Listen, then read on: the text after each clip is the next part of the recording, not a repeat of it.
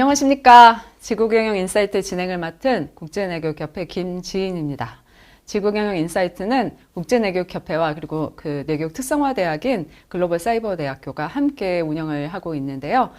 지구경영, 그동안 이제 몇 년에 걸쳐서 글로벌사이버대학교와 함께 이 지구경영을 키워드로 해서 많은 또 프로젝트들을 함께 해오고 있습니다. 이 지구경영 굉장히 좀 어렵게 느껴지실 수도 있을 것 같아요. 그런데 아주 간단하게 이야기하자면 홍익정신을 글로벌화한 버전이다. 이렇게 생각하시면 될 것 같고요. 그리고 이제 지구경영하면 또 어떤 지식 학문, 어떤 이제 그 지식을 탐구하는 학문 이런 것이라기보다는 실제 실천을 어떻게 잘 할 수 있을까와에 대한 연구를 하는 것이기 때문에 실제 그런 실천을 하고 있는 사람들을 만나서 이야기를 나눠보는 것이 굉장히 중요하다고 느껴졌습니다. 많은 분들이 또 그런 것들에 궁금해 하셨고요. 그래서 글로벌 사이버 대학교에 요청을 해서 지금 글로벌 사이버 대학교 재학생 그리고 졸업생들 중에서 우리가 청년 지구 경영자, 지구 경영을 실천하는 모델로 이렇게 제시할 수 있는 분들이 누가 있겠냐 이렇게 좀 요청을 드렸습니다. 그래서 네 분을 추천을 해주셔서 그분들과 한 분씩 만나서 이야기를 좀 나눠보려고 합니다. 그리고 오늘 함께 해주실 분은 글로벌 사이버 대학교 또 재학생 분이신데요. 한번 자기소개 부탁드리겠습니다. 네, 안녕하십니까. 저는 글로벌 사이버 대학교 뇌기반 상담심리학과 1학년에 재학 중인 김채영이라고 합니다. 반갑습니다. 네.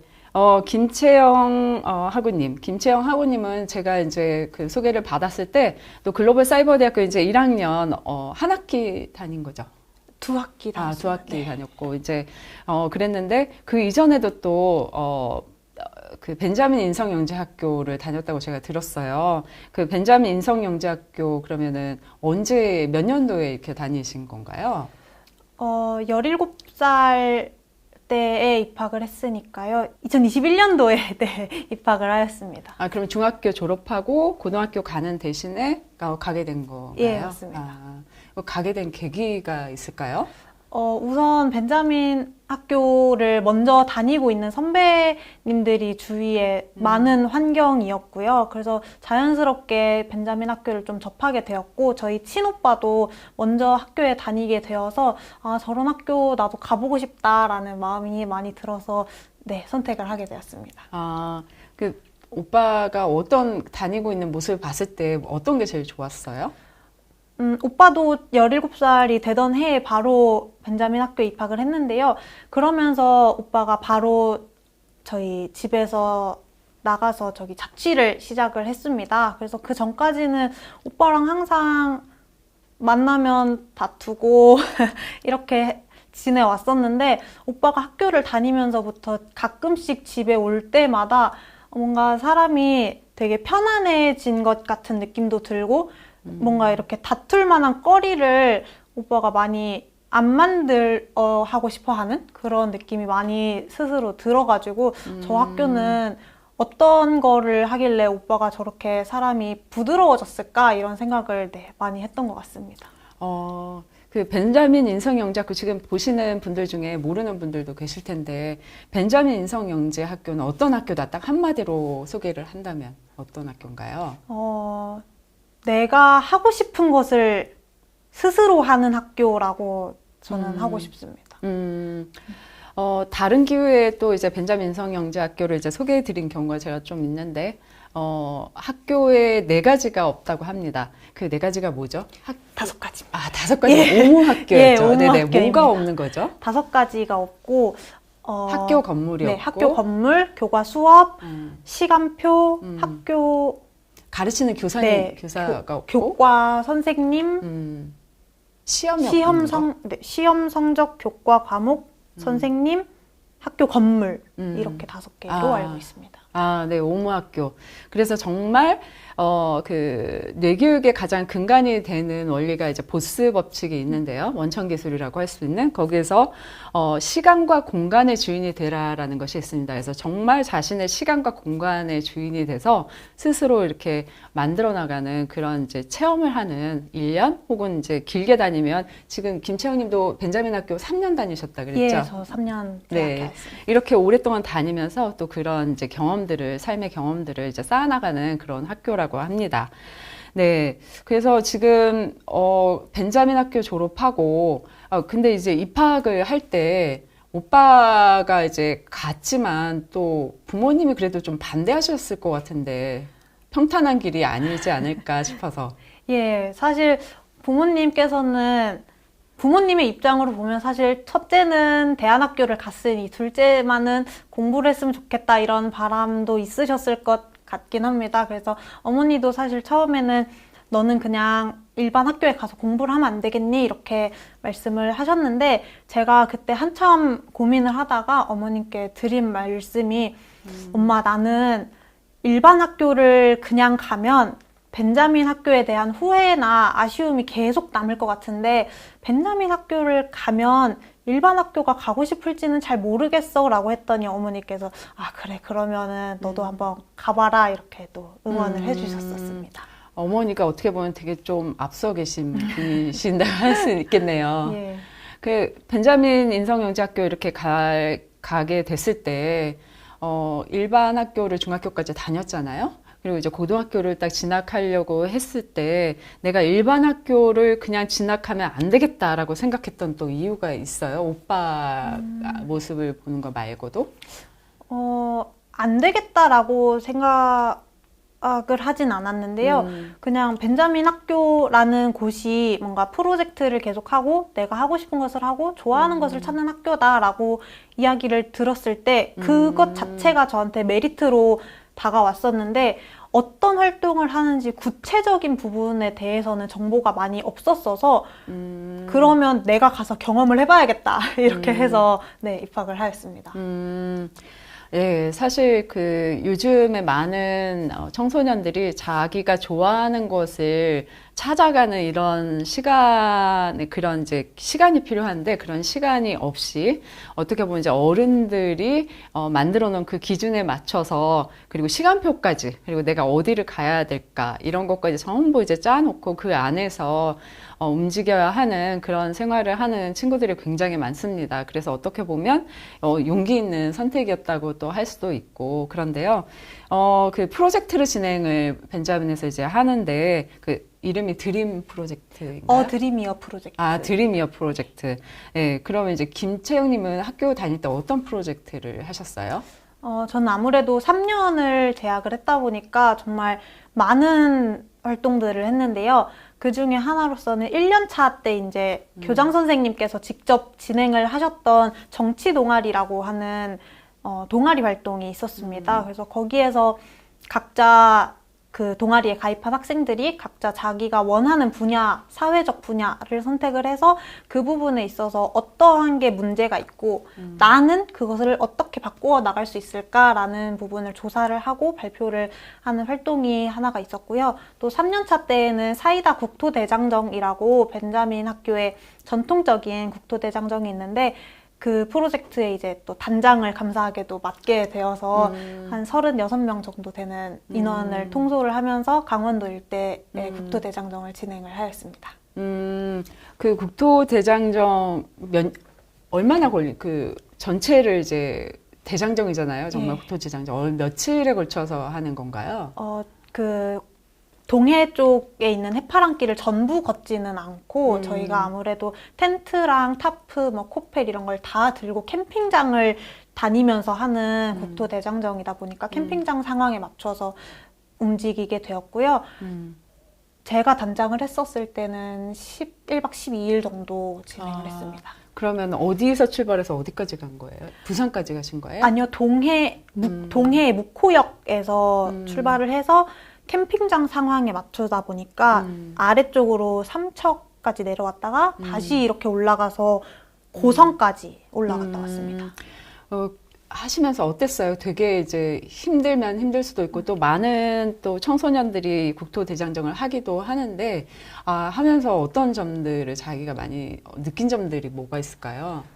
국토대장정이 단장을 했을 때가 첫 경험은 아니었고 그 전해에 팀원으로서 이렇게 참여를 하고 그 다음 해에 단장을 맡게 되었는데요. 사실 처음 팀원으로 했었을 때는 그때도 조장을 맡긴 했지만 그래도 내 체력적인 한계와 우리 조원 5명 정도 돌아가는 그 정도만 제가 뭔가 책임을 지면 됐었고 내 힘든 거 내가 관리하면 됐었고 이랬는데 단장이라는 역할을 맡게 되다 보니까 36명의 그런 안전과 뭔가 컨디션 그런 것들이 다 내 손에 달려있다라고 하는 책임감이 사실 굉장히 컸고 그 안에서 많이 부담이라면 부담됐었을 것도 같은데 그런 부분들을 하나씩 하나씩 이겨내 가고 이렇게 해결해 가는 그 과정에서 많이 뿌듯하기도 하고 보람을 느끼기도 해서 네, 끝까지 할 수 있었던 것 같습니다. 어떤 게 제일 힘들던가요? 이렇게 10박 11일 동안 몇 명, 32명이라고 36명. 36명 이렇게 같이 인솔을 하고 이렇게 갈 때 제일 힘들었던 게 어떤 것들이 있어요? 단장을 할 때요. 단장을 했을 때요. 가장 힘든 건 아무래도 저 스스로도 체력적으로 많이 힘들고 그동안에는 다 남자분들 저희 오빠가 단장을 했었고 그걸 처음에 만드신 분도 남자 선배님이셨었는데 제가 최초로 여자 단장을 하면서 저보다 체력 좋은 남자 친구들이 다 이렇게 참여를 해서 그 친구들은 아직 안 지쳤는데 제가 체력적으로 너무 지쳐 있고 이런 상황들이 있을 때도 있었습니다. 근데 그거를 티낼 수가 없잖아요. 다 그래도 단장이고 저보다 더 지쳐 있는 다른 친구들도 많고 그 친구들을 다 함께 데리고 가야 하는 입장에서 내가 힘들어도 힘들다는 걸 티내지 못한다는 게 우선 가장 힘들었고 또 36명이라는 인원이 많다 보니까 각자의 체력 상황이나 각자의 감정 상태가 다 달라서 어느 때에 얼만큼 쉬었다가 갈 것인가 그리고 저희 밥을 다 해먹으니까 오늘 애들이 많이 힘들었는데 밥을 어떤 걸 먹여야 되나 이런 고민도 네, 많이 하고 가장 힘들었던 거는 그래도 아무래도 체력적으로 힘든 게 네, 가장 힘들었어요. 엄마의 마음이셨겠네요. 네, 아무래도 그 엄마와 아빠가 살짝 섞여 있는 네, 이렇게 온화하게만은 할 수가 없는 자리여서 또 그렇게 아이들을 다 품어주고 보듬어주는 부단장 친구가 또 있었고 저는 그래도 친구들한테 얘들아 가자 이렇게 힘내자 이렇게 하는 역할을 네, 좀 많이 했었습니다. 그 체격도 훨씬 좋고 체력도 좋은 남자 이제 친구들도 많이 있었다고 하는데 어떻게 말은 잘 따라주던가요? 네, 아무래도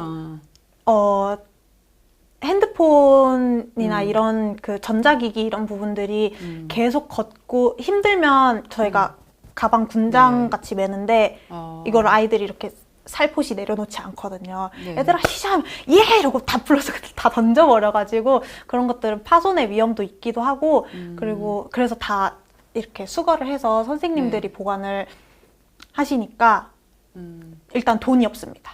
그래서 편의점을 가도 저의 말을 돈에서 잘 들어야 되는군요. 예, 저의 돈에서 나가기 때문에 단장님 언제 쉬나요? 이렇게 아이들 또 그렇군요. 네. 그 아까 이제 정치 동아리 활동도 했다고 하는데 그 정치 동아리 활동은 어떤 거를 했어요? 그때 당시에 아마 시각장애인 분들에 대한 이야기가 많이 나왔던 때라고 기억을 하는데요. 그래서 네. 저도 시각장애인의 이동권 보장이라는 주제를 선택을 해서 점자 보도 블록이나 그런 부분들을 많이 조사를 했었습니다. 그래서 그래서 뭘 이렇게 요구를 하거나 뭐 이런 그 애드보커시 활동이나 이런 걸 한 건가요? 예, 그 동아리에 가입한 친구들이 순서를 정해서 나는 이런 프로젝트를 진행을 할 거고, 그 프로젝트를 직접 진행을 해서 이런 결과를 냈다라고까지 발표를 하는 게 그 동아리의 프로그램이었고요. 그래서 저는 그 부분에 대해서 나는 시각장애인의 이동권 보장을 조사해 봐야겠다라고 해서 집 밖에 나갔는데 제가 그때 당시에 백화점 근처에서 살고 있었는데 백화점의 정말 큰 사거리에도 점자 보도 블록이 다 깨져 있거나 아예 관리가 되지 않고 있었고 당시에 또 코로나 시기였어서 지하철 개찰구가 이렇게 반반 나눠져 있던 시절인데 지하철을 처음 이제 지을 때 보도블록이 이렇게 방향이 있었는데 코로나로 인해서 그 나눈 부분이 그 시각장애인 분들은 보도블록을 따라가다 보면 잘못된 방향으로 네, 들어가게끔 관리가 되고 있더라고요. 그래서 그런 부분들을 발견을 해서 국민신문고 사이트에 이런 것들이 지금 관리가 안 되고 있습니다 라고 신고를 했더니 지하철 개찰구는 이제 이 가이드라인 이것만 바꾸면 되었던 상황이라서 한 달 만에 조정이 되었고 그리고 거기서 한 1년 정도 더 살고 이사를 할 때쯤에 거기 도로 공사를 또 진행을 하더라고요. 그래서 나중에 가봤을 때는 거기 그 백화점 앞 사거리도 보도블록이 다 개선이 되어 있었던 그런 활동이었습니다. 그런 이제 정치 활동 일종의 이제 그게 이제 시민으로서 정치 활동을 한 거였을 텐데 이런 걸 하면서 나는 이런 어떤 거를 좀 배운 것 같아요? 당시에 저희 교장 선생님께서 해주셨던 말씀이 정치라고 하는 것은 내가 하지 않으면 나보다 못난 사람이 하게 되어 있다. 이런 이야기를 해주셔서 그래서 정치라는 맞습니다. 부분을 너무 어렵게 생각하지 말고 그렇게 너희의 일상 속에서 할 수 있는 것을 하는 게 정치고 너무 어렵게 생각하지 말아라. 그래서 네, 그런 부분들을 많이 배우면서 정치라는 게 어렵고 뭔가 무겁고 이런 부분이 아니구나. 나도 할 수 있구나. 이런 것들을 많이 배웠습니다.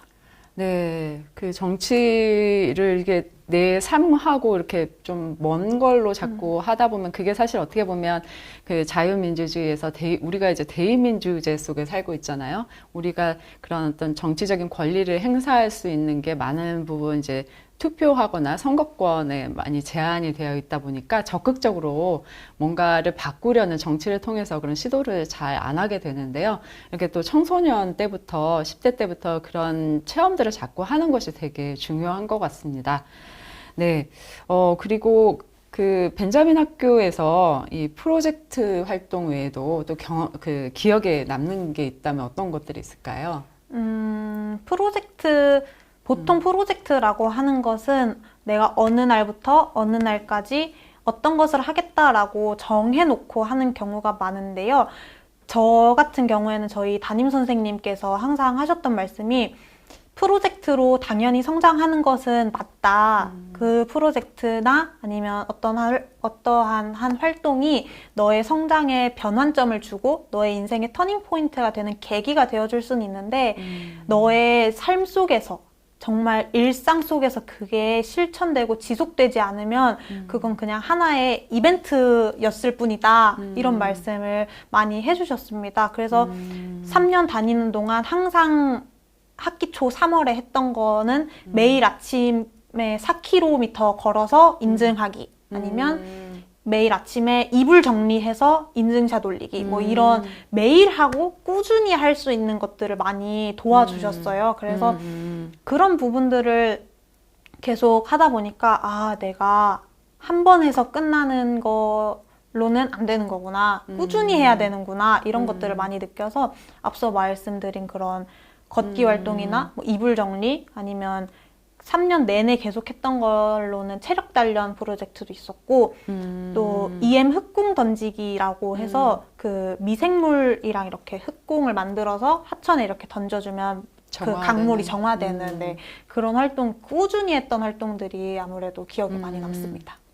네, 그게 어떻게 보면은 습관을 계속 만들어 나가는 것이 쉽지 않고 옛날에는 가정에서 그런 교육들이 다 이루어졌다고 하는데 요즘은 이제 그런 역할도 전부 그 공공교육기관으로 많이 넘겨져 있는 상태입니다. 그런데 그런 그 좋은 습관 그리고 건강에 좋은 습관 이런 습관들을 만들어 나가는 거 그리고 자기 삶에 정말 필요한 거 이불 개는 거 정말 필요한데도 불구하고 사실 안 하고 있는 경우도 되게 많은데요. 이런 습관들을 계속 만들어 나가는 것도 교육에 되게 중요한 부분인 것 같습니다. 네, 어떻게 김채영님은 혼자 밥을 해 먹을 수 있나요? 예, 요리하는 거 좋아하나요? 엄청 좋아해서 오늘은 뭘 해 먹을까 이런 건 아니지만 해 먹고 싶은 게 생겼을 때는 그래도 마음을 내서 네, 하려고 합니다. 아, 집에서 부모님께 해드리는 적도 있어요?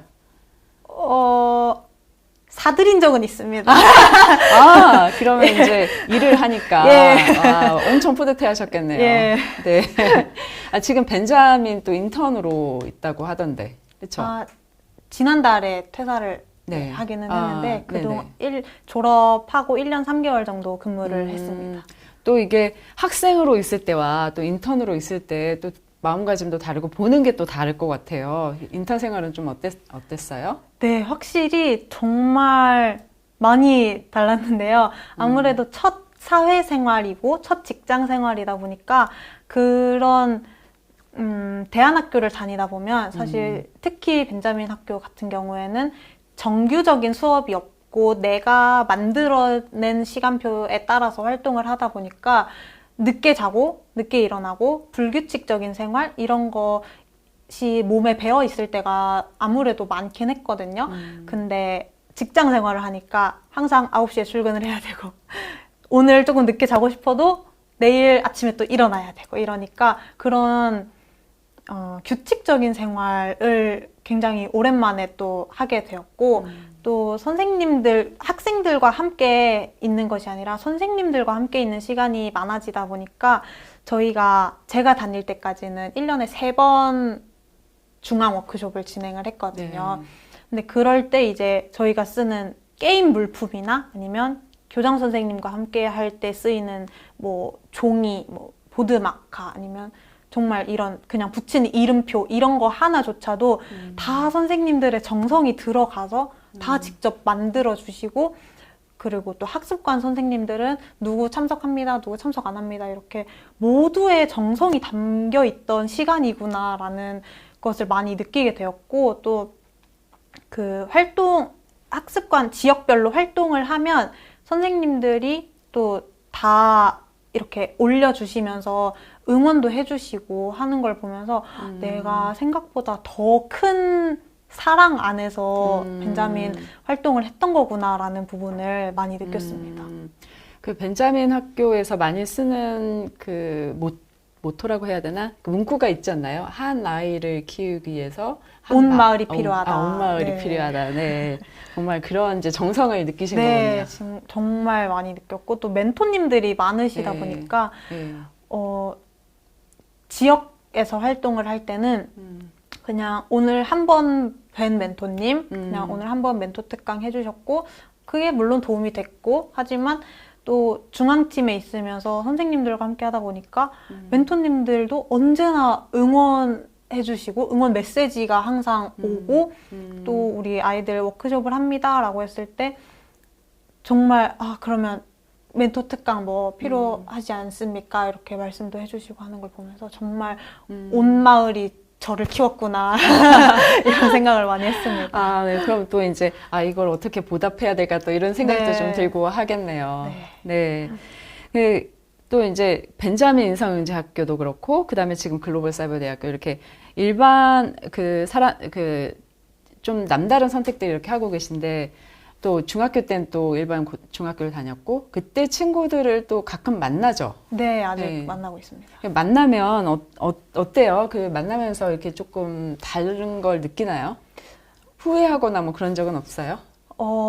사실 벤자민 학교 처음 왔을 때는 아직 조금 어린 마음에 나도 공부를 했어야 됐나? 이런 생각도 많이 하기도 하고 또 대안학교다 보니까 친구들과 생활 패턴이라던가 이런 게 너무 달라져서 내가 뭔가 조금 잘못된 길을 가고 있나? 이런 의심도 사실 들긴 들었었는데요. 그럼에도 불구하고 벤자민 학교에서 하는 활동들이 좋았고 그리고 그 활동 안에서 스스로가 성장해 나가고 있다라는 것이 많이 느껴지다 보니까 그런 부분들은 자연스럽게 없어지게 되었고 요즘은 친구들을 만나게 되면 친구들이 거의 다 대학을 가 있는데 저를 만나면 이제 하는 말이 자퇴를 할까? 이런 얘기를 정말 많이 하고 또 최근 들어서는 요즘 애들이 시험 기간이더라고요. 네. 그래서 요새 시험 공부하는 친구들도 많고 또 인간관계에 있어서 너무 힘들어하는 친구들이 많더라고요. 요즘 많이들 힘들어한다고 하더라고요. 네, 그리고 인간관계도 그렇고 또 그런 조별 과제나 아니면 그냥 대학 과제들이 엄청 많은데 고등학교 때까지는 뭐 숙제 그런 건 있었어도 그냥 앉아서 시키는 거 하고 이렇게 하라는 거 하고 이렇게 했었는데 조별 과제는 내가 아이디어를 내야 되고 이런 부분들이 많아서 그런 것도 힘들고 또 인간관계에서 부딪히는 부분도 많고 이렇게 그런 게 좀 많이 힘들다라는 이야기를 하는 거를 들으면서 티는 안 냈지만 속으로는 조금 놀랬던 게 와, 저거 내가 벤자민을 다닐 때 하던 고민인데 저 친구들은 저거를 대학에서 하고 있구나 라는 부분을 많이 느꼈고 그래서 친구한테 물어봤어요. 제가 그러면 너네는 대학을 졸업하면 뭐 해? 이렇게 물어봤어요. 왜냐면 그 친구들은 지금 힘들기는 하지만 그래도 뭔가 내가 가고자 하는 목표가 있으니까 저 힘든 거를 견뎌내고 있는 거지 않을까 하는 마음에 그럼 너는 대학 졸업하면 뭐 해? 이랬는데 그거는 졸업을 해봐야 알아 이렇게 말하는 친구도 있고 모르지? 취업 준비하겠지? 이렇게 이야기하는 친구도 있는 걸 보면서 그러면 저 친구들은 내가 가고자 하는 목표와 방향성이 없는데 저 힘든 걸 견디고 있는 건가? 라는 생각이 또 들기도 했습니다. 자기가 원하는 것을 이제 계속 찾아나가는 그런 시간이 되게 중요하죠. 벤자민 학교 다니면서 계속 이제 프로젝트를 하고 이런 활동들이 계속 이제 그런 걸 찾아나가는 시간들이었을 거 아니에요. 어떻게 찾으셨나요? 저도 처음 입학을 할 때 저희 학교의 슬로건이었던 것 중에 하나가 꿈을 찾는 1년이라는 것이 저희 학교의 슬로건이었는데 네. 그래서 저는 1년이면 제 꿈을 찾을 수 있을 줄 알았습니다. 네.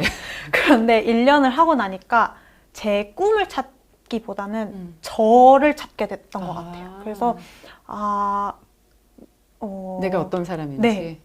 내가 어떤 사람인지를 조금 알게 되었던 시간이고 꿈이라는 것을 정말 찾고 싶다라고 생각을 했었는데 그곳을 찾으려고 하다 보니까 점점 더 안 찾아지는 그런 느낌도 또 들더라고요. 그래서 꿈을 찾는 것에 대한 뭔가 강박? 그런 거를 조금 내려놓고 그냥 지금 당장 내가 하고 있는 프로젝트에 집중을 하고 온전히 여기에 내가 마음을 내면 그 프로젝트에서 분명히 얻어지는 것이 있고 그러면 그것들이 하나하나 쌓여서 언젠가 나의 꿈에 다가갈 수 있지 않을까 하는 생각이 많이 들었습니다. 그래서 2년 차쯤에는 꿈을 찾고 싶어요 라는 생각은 많이 안 하고 그냥 지금 있는 것에 온전히 집중하고 다 즐기고 너무 재밌게 활동하고 이렇게 하다 보니까 3년 차쯤 되니까 내가 뭔가 정확히 어떤 직업 막 이런 것을 갖는 그런 꿈보다는 뭐가 됐든 어디에 있던 다른 사람한테 도움이 되는 일을 나는 해야겠다라는 부분은 많이 느꼈고 또 그것을 마음의 중심으로서 가지고 있습니다. 어떻게 그런 남에게 도움이 되는 사람이 돼야겠다라는 이런 마음이 이제 생기게 된 거예요? 아무래도 이런저런 활동을 정말 많이 하는데 벤자민 학교에서도 이야기하는 게 홍익에 대한 부분을 많이 말씀을 하셔서 그냥 하는 활동인데도 그것을 홍익에 연결을 시켜서 다시 들으면 또 새로운 느낌이 들기도 하고 그리고 지금 가장 기억에 남는 거는 아까 처음에 말씀드린 EM 흑공 던지기 활동이 처음에는 그냥 뭐 하천을 맑게 해준대 막 이렇게만 얘기를 듣고 시작을 했던 활동인데 그거를 3년을 거의 꾸준히 하다 보니까 3년을? 네, 3년 내내 했습니다. 네. 그래서 그렇게 꾸준히 하다 보니까 나의 이 활동이 결국 누군가에게는 도움이 될 거고 그게 꼭 사람이 아니더라도 지구에게 도움이 되는 일이고 또 쓰레기를 줍는 활동도 함께 하는데 쓰레기를 줍다 보니까 주변 어른분들이 이제 산책 나오신 분들이 이거 좋은 일 합니다 이렇게 칭찬도 또 해주시고 그리고 또 국토대장정에서도 내가 나만을 위해서 하는 그런 선택이 아니고 우리 아이들 전체를 위해서 하는 선택 선택에서는 어떤 것이 지금 제일 좋은 선택일까? 뭐 이런 것도 생각을 하고 음. 또 그렇게 다른 사람들에게 도움이 되었다라고 스스로가 느껴질 때 너무 뿌듯하기도 하고 또 집에 와서도 아, 오늘 활동 진짜 잘했다 이런 마음이 계속 드는 걸 보고 아, 이런 느낌은 내가 평생에 걸쳐서 가지고 가야겠구나라고 네, 자연스럽게 그렇게 됐던 것 같습니다. 네, 그 남을 도왔을 때 아니면은 홍익을 실천했을 때 느끼는 그 기쁨, 그것은 어떻게 보면은 이제 내가 조금 더 편하려고 했던 선택을 했을 때 느끼는 기쁨하고 또 좀 다른 느낌이죠. 네, 맞습니다. 네. 아무래도 내가 편하려고 했던 선택에서는 당시에는 정말 내가 편한데 자기 전에 누우면 아 근데 그때 걔가 좀 불편했지 않을까? 이런 마음이 그런 생각이 또, 들어요? 네, 또 들기도 하고 그래서 다음번에 그런 비슷한 상황이었을 때는 이 친구와 내가 함께 좋을 수 있는 방법이 뭘까? 이렇게 생각을 해서 그 부분을 찾아서 이렇게 했을 때는 이제 자기 전에 뿌듯했다 이렇게 잠들기도 하고 네 그랬습니다. 네, 그러면 그 자기를 계속 이제 바라보고 그리고 아 이렇게 했어야 되는데 뭐 이런 생각도 하고 그걸 바탕으로 해서 그 다음에 좀 더 나은 선택과 행동을 하게 되려면 그것도 계속해서 이제 훈련이 좀 필요한 것 같은데 벤자민 인상영재학교에서는 그것도 이제 어떤 그 훈련하는 과정들이 있나요? 네, 저는 그런 훈련을 정말 꾸준하게 받았는데요. 저희 선생님께서 한 1년차 후반쯤 되면 원래 10월쯤에 지구 시민 캠프를 갔습니다. 저희 때는 요새는 프로그램이 개편이 되긴 했는데 그때 이제 가서 거의 한 6, 7개월 정도 활동을 한 상태였고 그때부터 저희 선생님께서 말씀을 해주신 게 너를 봐라. 다른 그런 너의 주변 상황들에 그런 일어나는 이유 아니면 네가 지금 불편함을 느끼는 이유 이런 것들에서 주변에서 자꾸 이유를 찾으려고 하지 말고 너를 봐라. 네 마음속에서 지금 뭐가 일어나고 있는지를 보고 너가 지금 그 친구 아니면 이런 상황에서 왜 불편함을 느끼는지 다시 생각해보고 모든 그런 사고들을 너에서 시작을 해라. 그러니까 저에서 시작을 해라. 이렇게 말씀을 많이 해주셔서 네, 그런 부분들을 계속 이렇게 돌아보면서 아, 나는 지금 왜 불편하지? 아니면 뭐 좋고 행복할 때는 와, 내가 어떤 부분에서 이렇게 크게 만족감을 느끼고 있지? 이렇게도 또 돌아보고 그 아무래도 불편한 상황들이 오게 되는데 그럴 때에도 내가 지금 어떤 부분 나의 무의식 중에 어떤 부분이 건드려졌길래 이렇게 불편함을 느끼고 그 상황이 싫은 걸까 이렇게 네, 많이 돌아보았습니다. 아, 10대 때. 네. 대단한 성찰의 네. 시간들이 있었군요. 사실 그렇게 이제 바라보면서 저절로 이제 홍익의 마음이 커졌다는 이야기잖아요. 네. 네. 명상을 하시는 분들은 또 이제 명상을 통해서 그런 강박들을 계속 깨어가는 것이고 또 이렇게 이제 또 청소년들은 그리고 이제 젊은 세대들은 또 다른 방식으로도 충분히 이제 교육과정 속에서도 이런 것들이 일어날 수 있다. 이런 것들을 또 이야기를 해준 것 같습니다. 아무래도 지금 한 발만 잘못 디디면 실패한다라는 그 사회가 굉장히 그 초경쟁 사회, 특히 대한민국 같은 경우는 초경쟁 사회에 살다 보니까 나만을 위한 선택이 아닌 다른 뭔가를 해본다던가 아니면 내가 정말 좋아하는 일을 찾아서 잠깐 쉬고 뭔가 이제 시도를 해본다든가 이런 게 참 쉽지 않은 사회입니다. 그런 의미에서 그런 것들을 지금 3년 넘게 이렇게 찾아가고 있는 그 선택 자체가 어떻게 보면 되게 용기 있고 그리고 또 그 의미 있는 일인 것 같은데요. 이번에 또 그 글로벌 사이버 대학교 뇌기반 감정 코칭 상담심리, 뇌기반 상담심리학과에도 예. 이제 2학기를 마쳤다고 했는데 이 과를 또 이렇게 글사대 글로벌 사이버 대학교 이 과를 또 이렇게 진학하게 된 이유가 뭔가요? 아무래도 벤자민 학교 활동을 할 때 계속해서 나를 들여다보고 내가 왜 그러는지를 느끼고 나의 무의식에 어떤 것이 있었고 그리고 어떤 특별 프로그램으로 저의 어린 시절을 이렇게 한 번씩 돌아보면서 어릴 때 나는 어떤 가정 환경이었을까? 그때 내가 뭔가 결핍이 있었던 거는 어떤 것이 있을까? 이런 것들을 많이 돌아보는 활동을 가끔 했었는데요. 그런 것들을 하다 보니까 나를 알아간다는 게 너무 재밌는 거예요.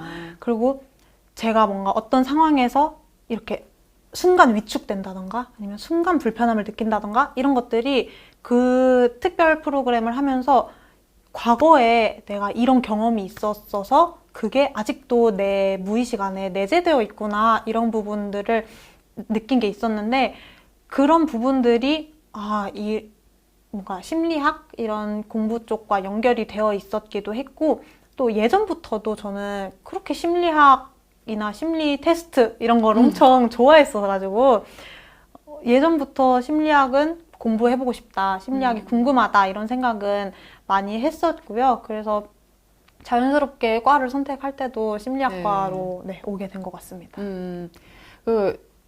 두 학기 지내보니까 어때요? 선택에 만족하시나요? 네, 저 완전 만족하고 있습니다. 처음에 이제 제가 2학기 때 편입으로 들어오게 되었는데, 그래서 1학년 1학기 필수 과목인 상담심리학에 대해서 배우지 못하고, 발달심리학이랑 성격심리학을 배우게 됐었는데요.